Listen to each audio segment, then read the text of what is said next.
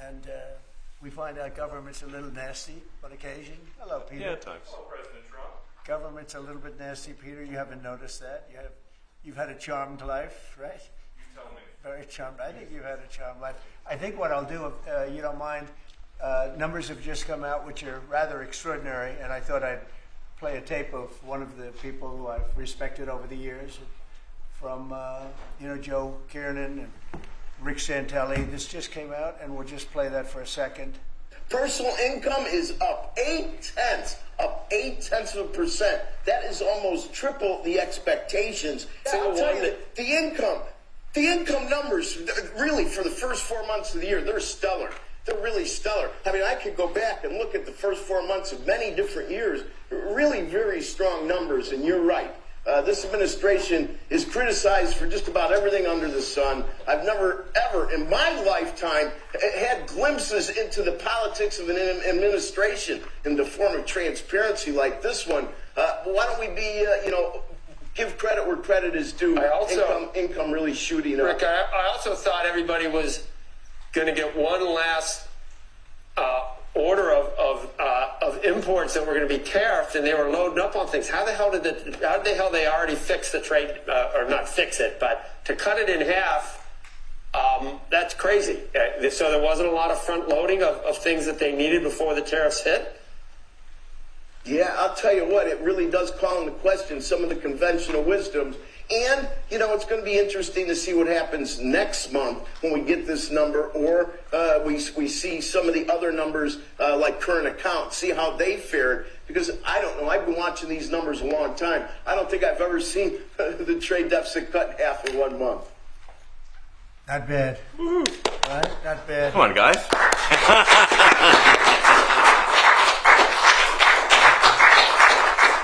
Yeah. I see Howard and Scott are here, so it's great. You guys want to stand over here? You might as well. You're the ones that help produce those numbers, and it'll only get better. The tariffs are so important, and that's why we were so happy with the decision yesterday where the tariffs continue, because without the tariffs, our nation would be imperiled. We would really be imperiled. I think I can say that with great surety, Scott and Howard. And so we were very happy to get that decision, that big decision yesterday.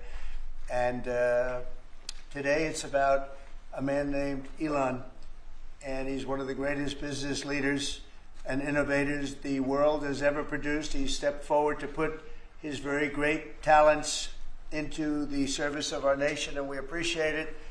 And I just want to say that Elon has worked tirelessly helping lead the most sweeping and consequential government reform program in generations. And the kinds of things that he's found and his people have found. He's brought a group of very smart people in, and they found things that are pretty unbelievable.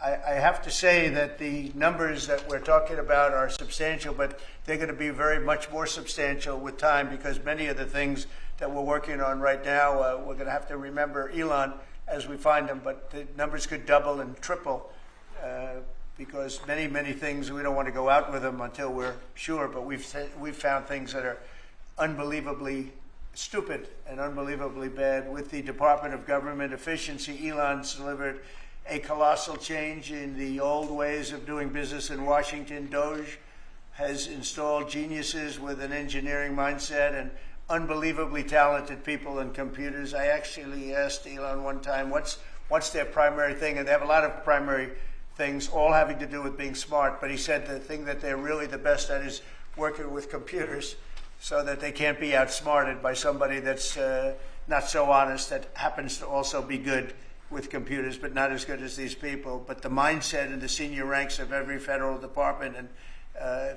it's really changed.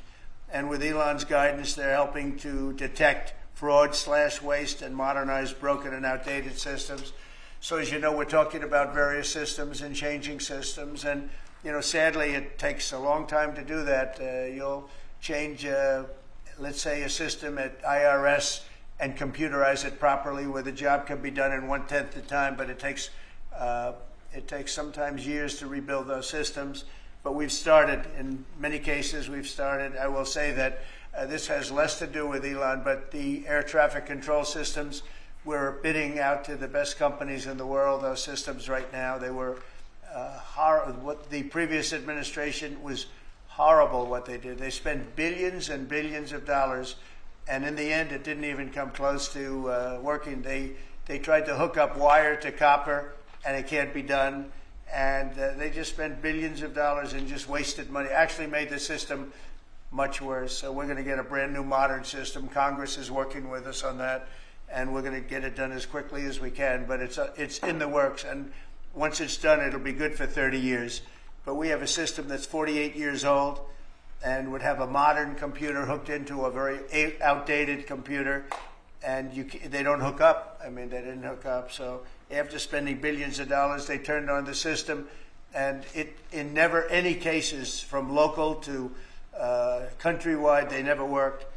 More than 75,000 bureaucrats have voluntarily left their taxpayer-funded jobs to come out and really do the job. Countless wasteful and unnecessary contracts have been terminated, and you know that we have terminated many, many contracts, and many contracts, Elon, are right now being looked at, yes. And it may be 6 months, it may be almost a year in some cases. We're going through procedures, we're going through courts, and we'll remember you as we announce billions of dollars of extra waste, fraud, and abuse. Just as an example, DOGE canceled $101 million for DEI contracts at the Department of Education, $101 million, and that was just a small section of the Department of Education. $59 million for illegal alien hotel rooms in New York City, and the landlord never made the kind of money that he made in the last short period of time. $59 million to a hotel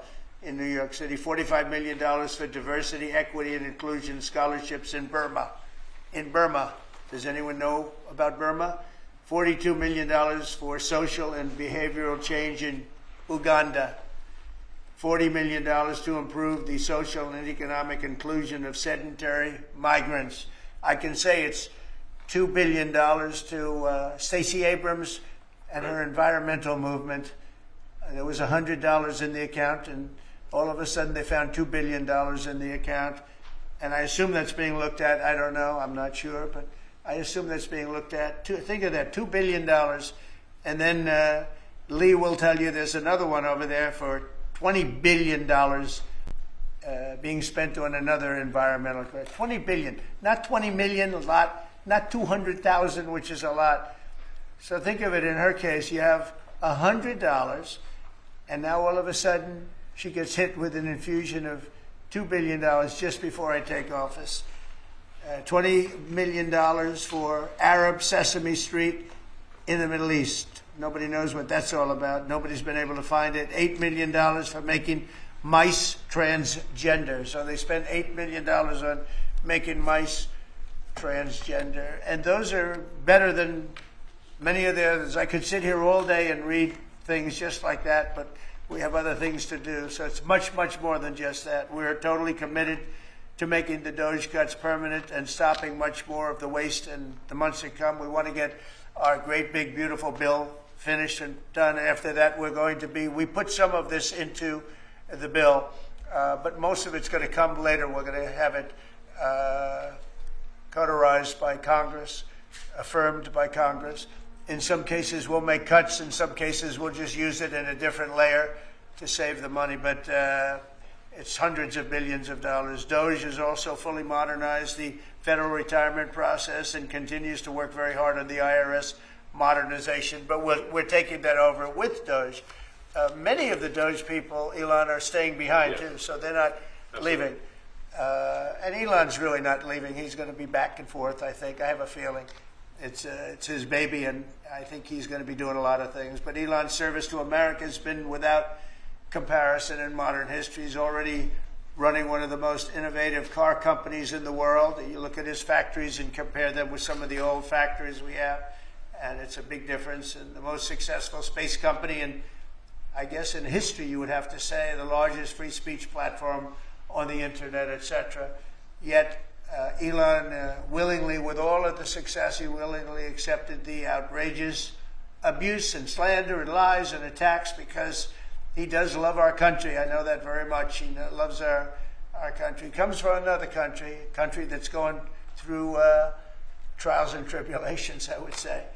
But he's all about the USA, and Americans owe him a great debt of gratitude. So I just want to thank Elon for his time as a special government employee. Can you imagine? They called him an employee, but it's a special government employee, and for coming and helping us. And he really has changed the mindset of a lot of people. A lot of people thought, maybe we'll cut 1% or 2% or 3%. Then they said, wow, we can cut a lot more than that. And we're going to do it very surgically. We're going to continue on the march. We're making America great again.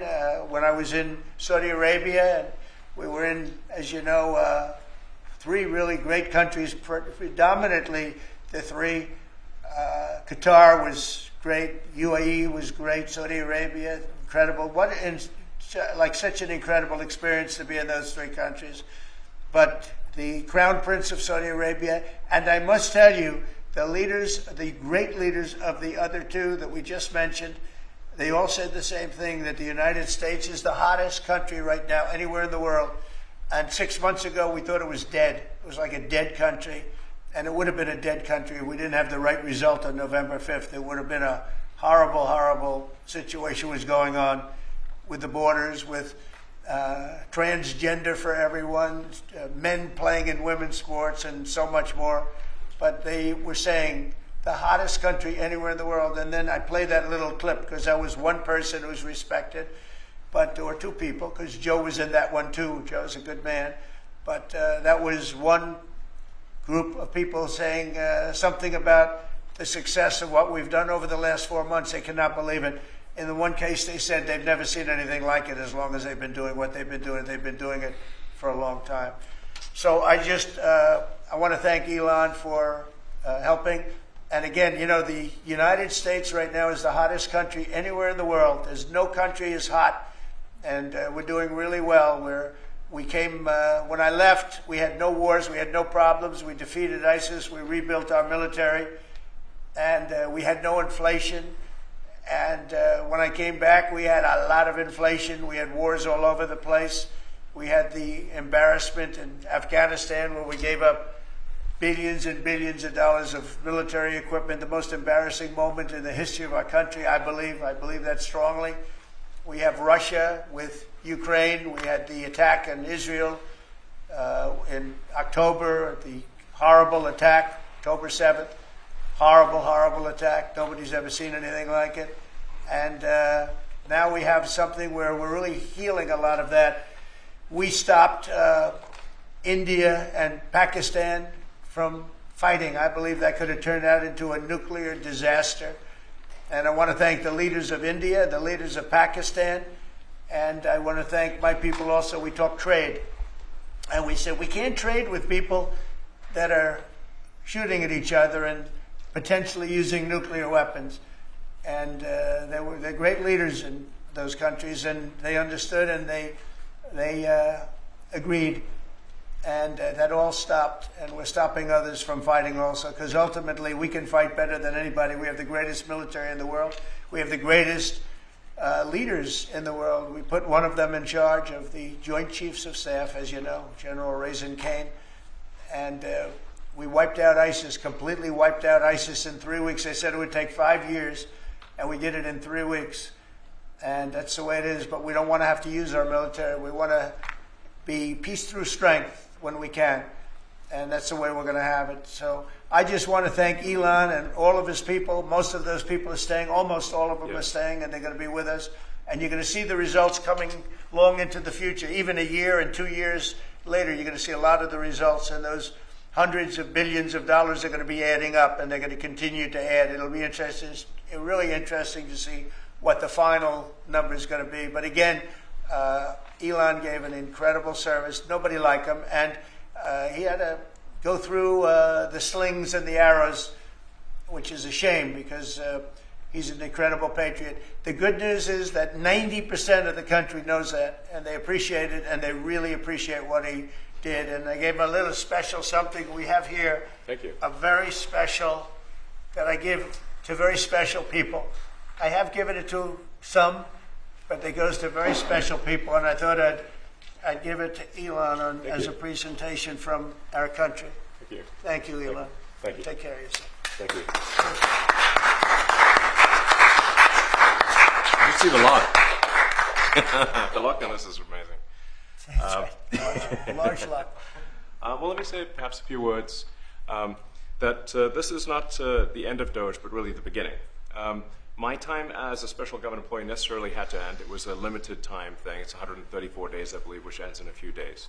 So that it comes with a time limit. But the Doge team will only grow stronger over time. The Doge influence will only grow stronger. I liken it to sort of Buddhism. It's like a way of life. So it is permeating throughout the government, and I'm confident that over time we will see $1 trillion of savings and a reduction in $1 trillion of waste and fraud reduction. The calculations of the Doge team thus far, in terms of an FY25 to FY26 delta, are over 160 billion, and that's climbing. We expect that number will probably go over 200 billion soon. So I think the Doge team is doing an incredible job. They're going to continue doing an incredible job, and I'll continue to be visiting here and be a friend and advisor to the president. And I look forward to times being back in this amazing room. By the way, isn't this incredible? Look at this incredible. It's stunning. I think the way that the Oval Office, how the president has just completely redone the Oval Office. It's beautiful. I love the gold on the ceiling. Thank you. It's pretty nice. Yeah. It's been there a long time. That was plaster. Nobody ever really saw it. They didn't know the eagle was up there. And we highlighted essentially it's a landmark, a great landmark. And that's 24 karat gold, and everybody loved it. And now they all see it when they come in. So it's been good. The Oval Office finally has the majesty that it deserves, thanks to the president. So I look forward to continuing to be a friend and advisor to the president, continuing to support the Doge team, and we are relentlessly pursuing $8 trillion in waste and fraud reductions, which will benefit the American taxpayer. That's it, really. Thank you, Mr. President. Thank you. Right. Great job. Thank you. Thank you, President Trump. The president mentioned that you had to deal with all the slings and arrows during your time at Doge. There's this New York Some of the people, some of the media organizations in this room were the slingers. Well, so there is a New York Times report today that accuses you of blurring the line between. Is the New York Times, is that the same publication that got a Pulitzer Prize for false reporting on the Russiagate? Is it the same organization? I think it is. I think it is. I think the judge just ruled against the New York Times for their lies about the Russiagate hoax, and that they might have to give back that Pulitzer Prize. That New York Times? Let's move on. Okay. Next question. I got one. President Trump, Biden aides who used to work here are in talks with Republicans in Congress to go and testify about what they did or didn't do to possibly conceal President Biden's decline. Do you think that Dr. Jill Biden should also have to come in and testify about what she did or didn't do? Well, I hate the concept of it. It's the wife of a man who was going through a lot of problems, and everybody that dealt with him understood that. And I guess it came out during the debate loud and clear. That was the biggest signal of all. They have to do what's right. The country was there was a lot of dishonesty in the election, as you know, of 2020. That's been now caught. People understand it was a rigged election. And when you go further out, when you see the auto pen, I think the auto pen is going to become one of the great scandals of all time, because you have somebody operating it or a number of people operating. Because I knew Joe Biden. Joe Biden wasn't in favor of opening up borders, letting 21 million people into this from prisons and mental institutions and gang members. He wasn't into that at all.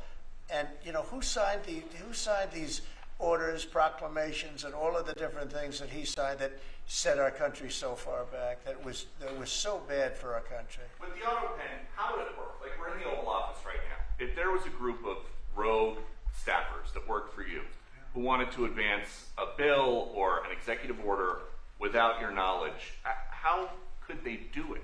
How do they do Well, it? it's very hard because I'd read your newspapers or your media the next day and I'd say, well, I didn't approve that, and I would find it. I mean, they wouldn't get away with it for long because I'd say, I never signed that. Who the hell signed that? Auto pens, to me, are used to sign letters to people because we get, I think they said 20,000 letters a week, and you like to be able, when somebody takes the time to write a letter, it's nice to sort of write back. And auto pens are meant for that. Auto pens are not meant to sign major proclamations or tax cuts or borders, anything having to do with the border, which is so important. And if it happened on my watch, I would be able to see it because the next day or sooner I'd be reading about something that I knew nothing about and who the hell signed this. So I almost never used the auto pen. In fact, yesterday I was signing about 81, I think it was 81 proclamations and statements to people that I think should be signed by us. I think when you write letters to foreign dignitaries or presidents or prime ministers, you should be signing those letters, not done with auto pens. I understand he signed almost everything with an auto pen. It's a very dangerous thing. It really means you're not president. Whoever operated the auto pen, and we think we know who that is, and it was actually more than one person, but that's not what the presidency is all about. I hardly used to use it. Are you going to reinstate the tariffs on China? You said that they violated the agreement with the U.S. Well, they did. They violated a big part of the agreement we made. You know, if you read that whole statement, I was very nice to them. I helped them because they were in trouble with the stoppage of a massive amount of business. But I'm sure that I'll speak to President Xi and hopefully we'll work that out. But yeah, it's a violation of the agreement. Yeah, please. Mr. President, can you give us an update to the latest ceasefire agreement that Israel has agreed to, but Hamas still considering?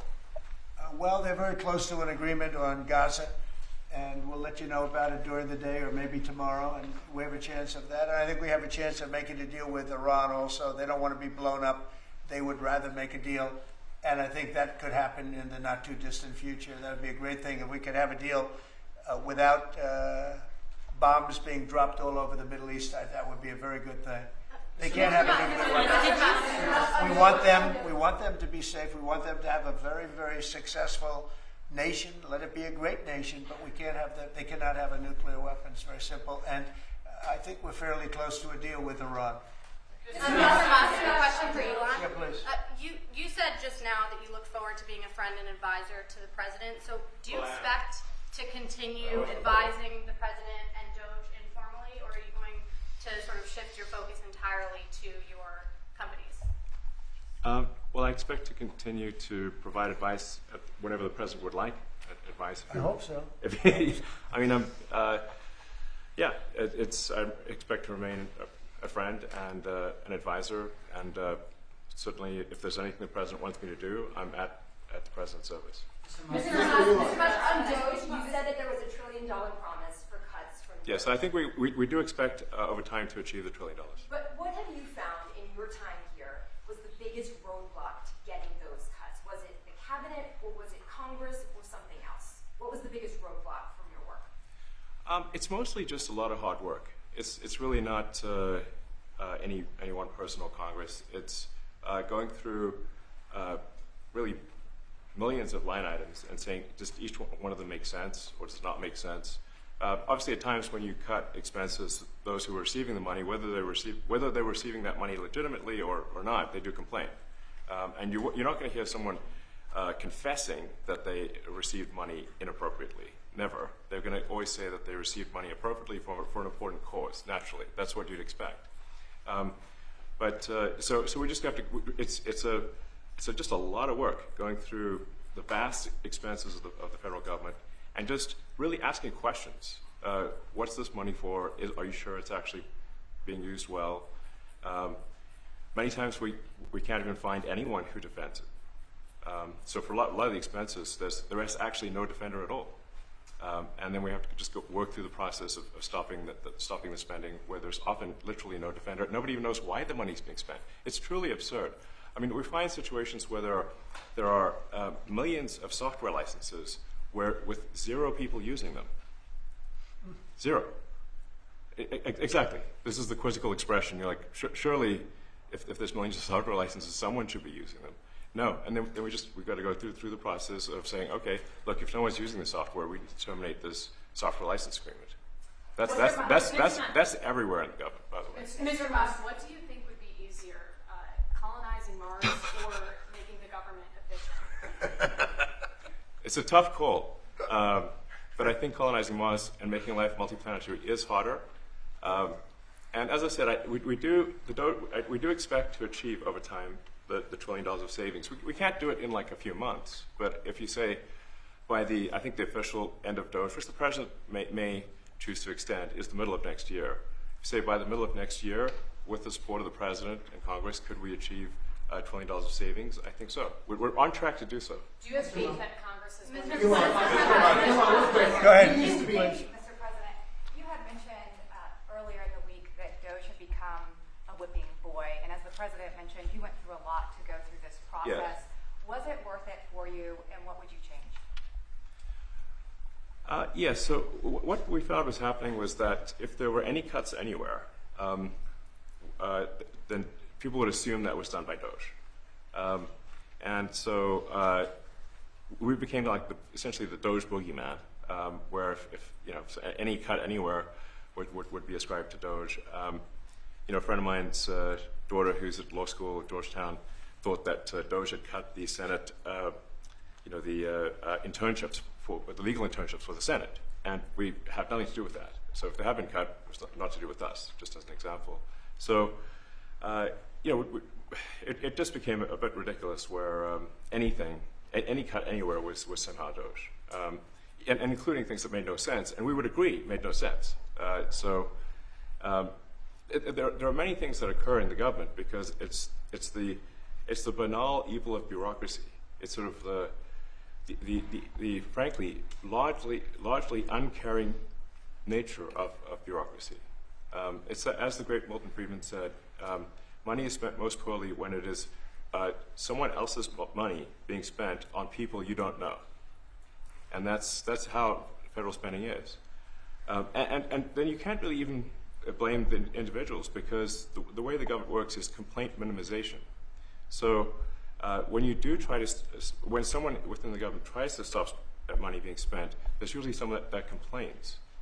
And then their manager will say, it's not worth the trouble.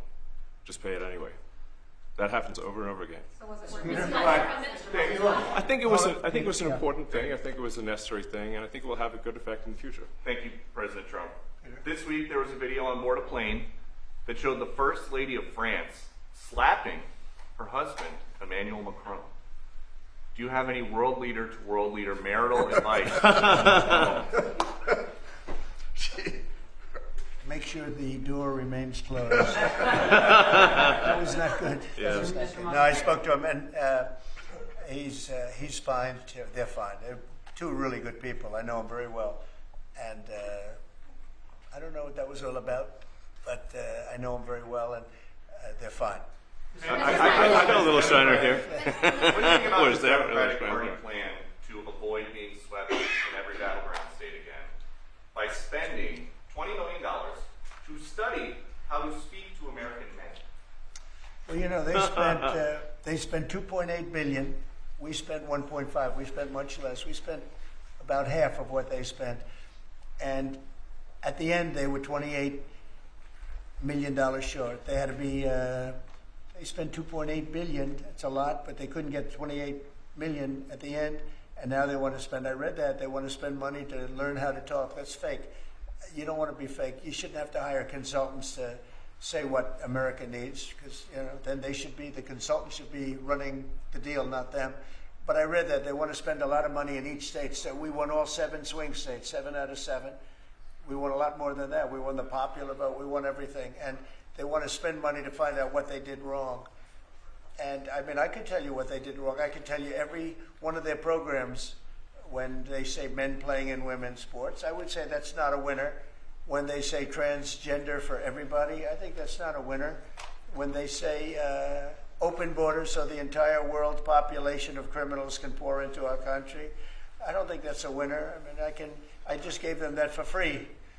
but I don't know if they'll change their ways. I see them all the time. I see people that I know in Congress, Democrats, they're trying to justify some of the things I just said. You can't justify them. They're, I always hear they're 80-20 issues. I say they're not 80-20, they're 97-3. They might be 99-1. They're not 80-20. They wish they were 80-20. And they're wasting a lot of money if they're going to continue with that nonsense. And this Mr. one President, is more on of the a big- page 6 question, but back when you hosted The Apprentice, you mentioned once in 2012 that Diddy was a good friend of yours back then. He has since found himself in some very serious legal trouble. No, it's true. Would you ever consider pardoning him? Well, nobody's asked. You had to be the one to ask, Peter, but nobody's asked. But I know people are thinking about it. I know they're thinking about it. I think some people have been very close to asking. First of all, I'd look at what's happening, and I haven't been watching it too closely, although it's certainly getting a lot of coverage. I haven't seen him. I haven't spoken to him in years. He used to really like me a lot, but I think when I ran for politics, that relationship busted up. From what I read, I don't know. He didn't tell me that, but I'd read some little bit nasty statements in the paper all of a sudden. It's different. You become a much different person when you run for politics and you do what's right. I could do other things, and I'm sure he'd like me, and I'm sure other people would like me, but it wouldn't be as good for our country. As we said, our country's doing really well because of what we're doing. So it's not a popularity contest. So, I don't know. I would certainly look at the facts. If I think somebody was mistreated, whether they like me or don't like me, it wouldn't have any impact on me. Mr. President, on the big beautiful bill, would you like to see the Senate build in some support for your tariffs on the big beautiful bill, or should that be a standalone bill? I have great support on the tariffs. I mean, I was so honored that we got that ridiculous stay lifted, because that would have taken away presidential power. It would have taken away everything that was granted by the founders. It would have been a terrible thing. And it would have, most importantly, would have left us vulnerable. We have a lot of countries that use tariffs on us and use them viciously, actually, viciously. And if we didn't have the power to use tariffs on them, and instantly, not when you go back to Congress and try and get hundreds of people to agree on something, that would take months to get just one simple proclamation. If we didn't have the power to counteract their powers, you wouldn't have a country left. We have to act fast. We have to be fast and nimble, as they say. And that was a really great moment, I think, yesterday when that stay was lifted. And hopefully now we'll go to court and just win that battle. Because if we don't have the power to do what they're doing to us, we are going to be a great nation no longer. Elon Musk was once idolized by folks on the left in this country before joining your administration. Now he's considered a hero by conservatives.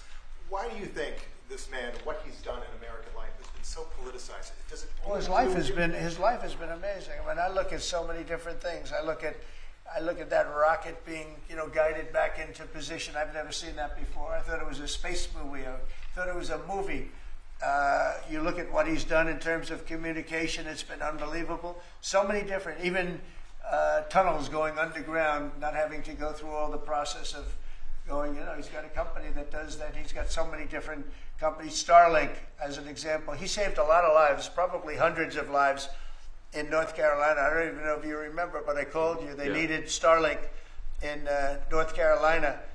And I didn't know what the hell Starlink was. I said, what is it? Who owns it? He said, do you know Elon Musk? I said, yeah, I happen to know the gentleman. This was before his government stay. And they said, we really need it, because North Carolina became an island. It was, people had no communication. They had no access to anything, and they were dying. And I called up Elon, and you can't get it because it's so successful. It's very hard to get. And he had so much of it brought over there, and they told me it was unbelievable. It saved a lot of lives. So, he's just done a lot of things. I don't think he gets credit for what he's done. But he's a very good person, too. Mr. Musk. You know what? If he wasn't a good person, but he did the same things, I'd probably maybe speak differently. He happens to be a really good person who loves the country. Mr. Musk, one big beautiful bill. You had indicated this week that there were some things you didn't like about what had passed in the House. What changes do you want to see the Senate make? And you had also indicated there were things you didn't like about the bill. What would you be suggesting he push senators to change in their version?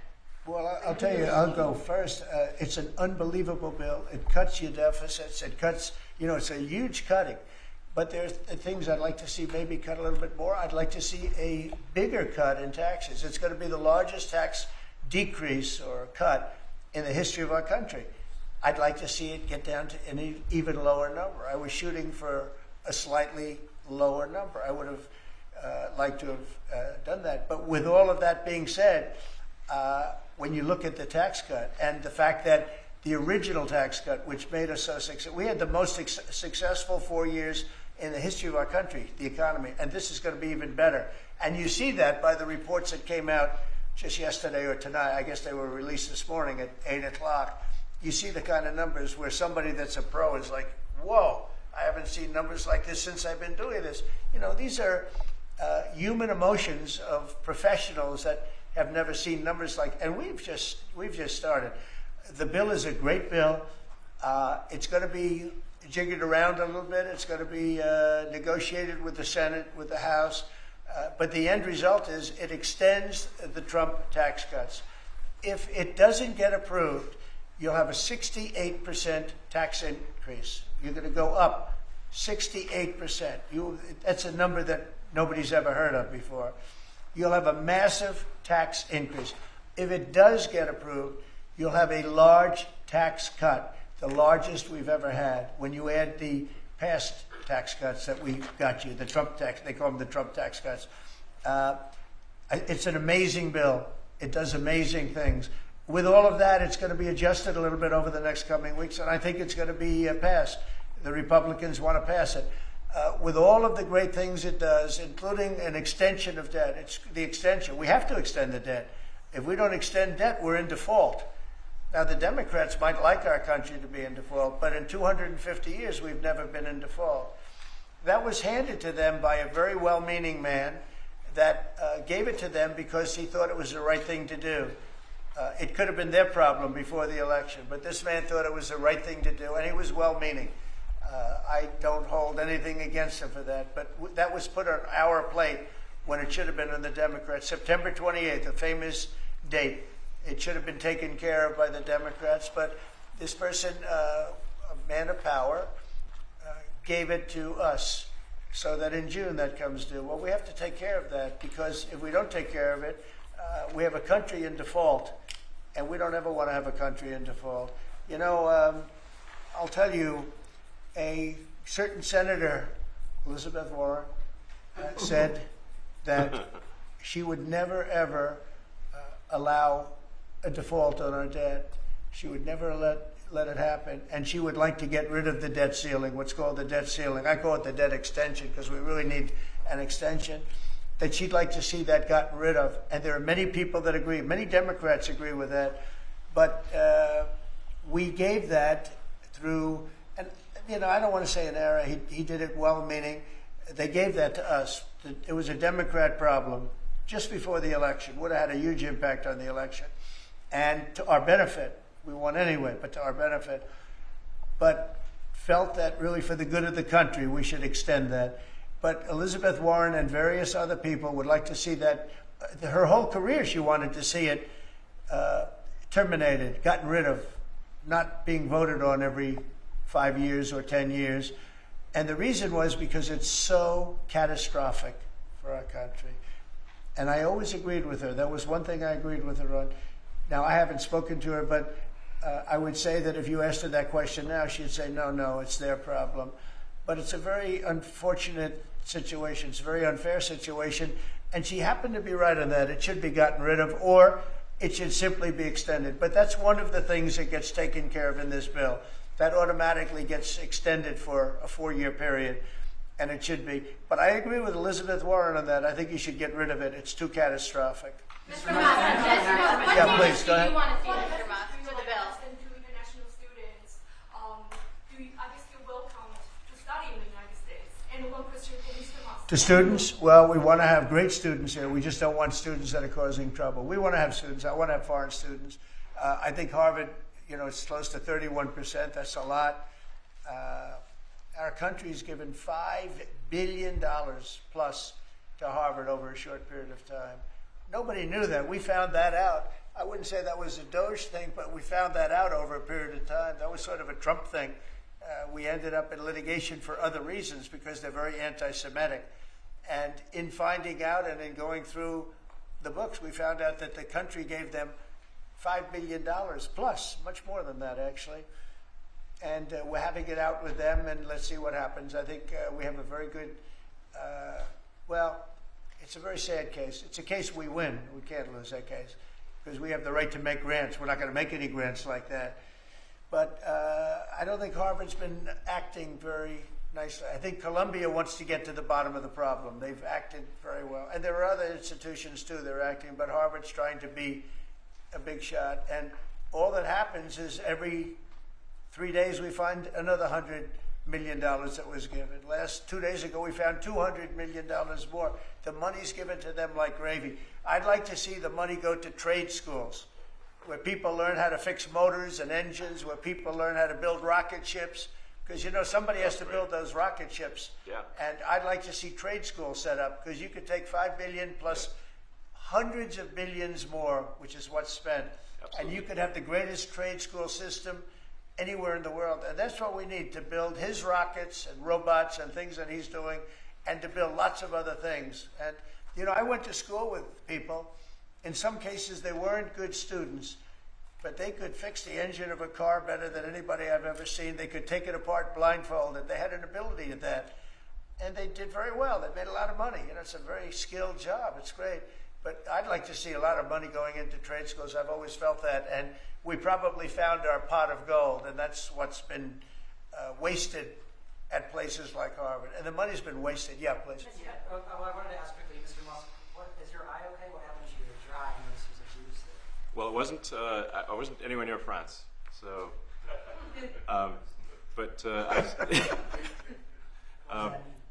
No. I didn't notice joke about his the First Lady of France. getting slapped, you know. I didn't notice. Yeah, no, I was just horsing around with Lil X, and I said, "Go ahead, punch me in the face," and he did. Turns out, even a 5-year-old punching you in the face actually does. That was X that did it? Yeah, X could do it. If you knew X, He's with his mom right now. But I didn't really feel much at the time, and then I guess it bruises up. But I just horsed around with the kids. I didn't basically. notice it actually. I know that you try to stay pretty neutral because not your war, but And by the way, not my war. I just want to solve the problem for people. This was not a war that was going to happen if I were president. right, and so not your war, but as you try to fix it, and as you survey this hellscape of the Ukrainian front lines, It's horrible. and you and your team deal with a very stubborn Vladimir Putin. Do you And look? Zelensky. Yeah.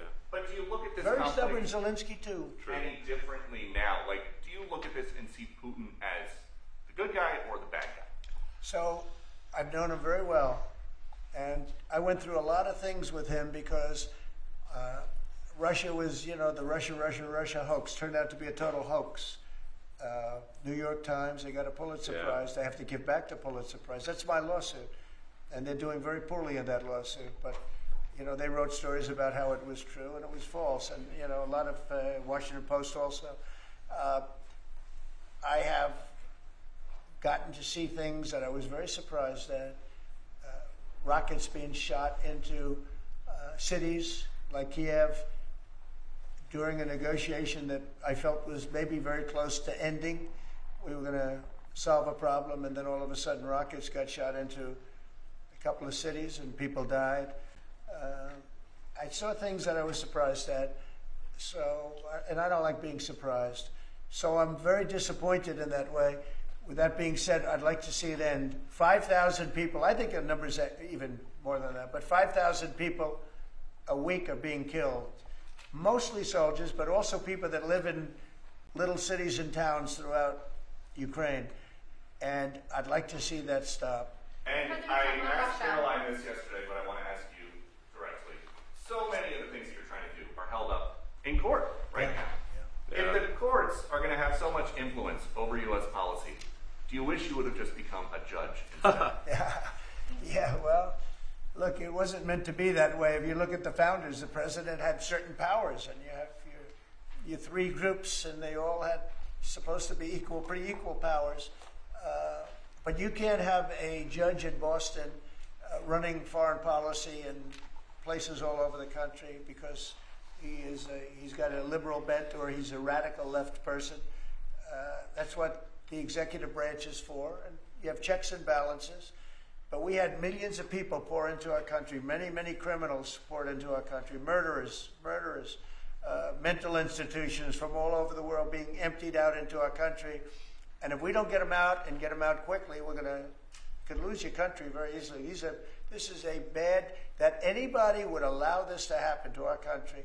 You know, with all of the things, we took over inflation, we took over some wars, we took over a lot of problems that didn't exist when I was president. None of it existed. We wiped out ISIS. Other than that, we had no wars. Putin was never going to hit Ukraine. Israel would have never been attacked. That attack, as you know, Iran had no money. They didn't have money for Hamas. They didn't have money for Hezbollah. They had no money whatsoever. That wasn't going to happen. All of these things that happened weren't going to happen. You wouldn't have had inflation. So it's very sad when I came back. But the thing that is the hardest is that they allowed 21 million people into our country, and many of those people are stone-cold criminals. They moved their criminal population into the United States, and of all the things that are bad, I solved inflation, I believe, already. I got the fuel prices down. The fuel prices came down. That's one of the reasons. They screwed up the energy.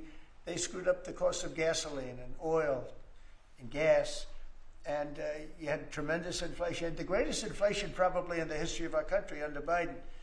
And when people said, oh, but the economy was, no, the economy was terrible for the people because they couldn't afford the energy. And the energy brought everything else up. Energy is the big deal. But with all of that, we solved that already. In 4 months, we solved it. $1.99, $1.98 gasoline. First time people have seen that in a long time since my term. But the hardest thing to solve is millions of people pouring into our country, many of whom are criminals. Because remember, these countries are smart. Their leaders are very street smart. They're sending the people that they don't want. They don't want the people that are there, that are law-abiding, that are productive, that are working hard. They want people that are in jails. We have them. They allow them to come in. And I always look to the other side, like, why would somebody do something? In business, I try and study, why would they want to do this? Why would they want to sell it? Why would they want to buy it? One thing I can't figure out is, what would an administration, what were they thinking when they allowed millions of people from prisons all over the world, not just from South America, Venezuela, all over the world, from the Congo in Africa, hundreds of people, thousands of people from the Congo, rough prisoners, from Asia, from Europe, rough parts of Europe. Why would they allow them to come into our country? Why would they do that? It's the one thing I can't figure out. And I don't believe it was Joe Biden. I really don't. I mean, look, he's been a sort of a moderate person over his lifetime, not a smart person, but somewhat vicious person, I will say.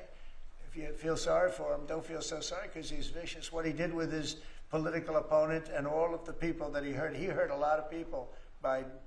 And so I really don't feel sorry for him. But he wasn't a person that would allow murderers to come into our country. He wasn't a person that was in favor of transgender for anybody that wanted it, take kids out of families, et cetera, et cetera. So I just don't understand why a thing like this, how a thing like this could have been allowed to happen. Very sad. It's very sad for our country. If I could add something to that, which is, I think the fundamental moral flaw of the left is empathy for the criminals and not empathy for the victims. Empathy for the criminals, but not empathy for the victims. And there's been way too much of that. That needs to stop. To the president's point, there's been immense judicial overreach that is unconstitutional. That was never intended. And it's undermining the people's faith in the legal system. It needs to stop. It's gone too far. And just today, we had, just a couple of hours ago, we had a great decision from the Supreme Court, thank goodness, that was very important. We had two important decisions yesterday on the tariffs because, again, we have to be able to fight a fair fight with other countries. Howard, would you say we have to be able to use tariffs to fight people that use tariffs on us? I mean, if we didn't have that power of tariffs, we would economically be destroyed as a country because they will destroy us. Other countries will destroy us with unchecked tariffs. We can check them when we have the use. They tried to take that power away from us. And if you take that power away, we're not going to have a country. We won't have an economically viable country. But it's very important on immigration that we be able to get people out without having to go through a long court case. I mean, it was up to some of these judges. Every single one of these millions of people, criminals, prisoners that were let go from jails because they save a fortune when they did. They brought them into the United States. You know what they're saving? The money they're saving? But some of murderers, it's very important that we're able to get those people out of here fast, bring them back to their country where they belong. And those countries take them, because if they don't take them, they have to go through the wrath of the United States, and they take them. But we have judges that don't want that to happen. And it's a terrible thing. That's going through the court system right now, that whole situation. But when ICE and with Border Patrol, they've done an incredible job. When they do this incredible job and they capture 100 killers and drug dealers, and we can't keep them for years here as we go through trials. We have to get them out rapidly, and we know who they are. We know who they are. And we're very careful about who they are, but we have to get them out rapidly, or again, we're not going to have a country. Okay? Maybe one or two more. Go ahead, please. That tariff may also affect companies like Tesla, which has cars manufactured abroad, and this is also to use Musk. Well, he's going to end up building his whole car here. I mean, I thought he built his whole car. Pretty much he does. He's got incredible factories, and like I looked at one in Texas. It's unbelievable. No way. All of the manufacturers will build their parts here too. I mean, it used to bother me. They make a part in Canada, a part in Mexico, a part in Europe, and sent all over the place, and nobody knew what the hell was happening. I think it's ridiculous. You build a car, make it in America, and I gave them a little leeway on that. You know, I gave them some leeway. But over the next year, they've got to have the whole thing built in America. That's what we want. We want America to buy American-built cars. Thank you very much, everybody.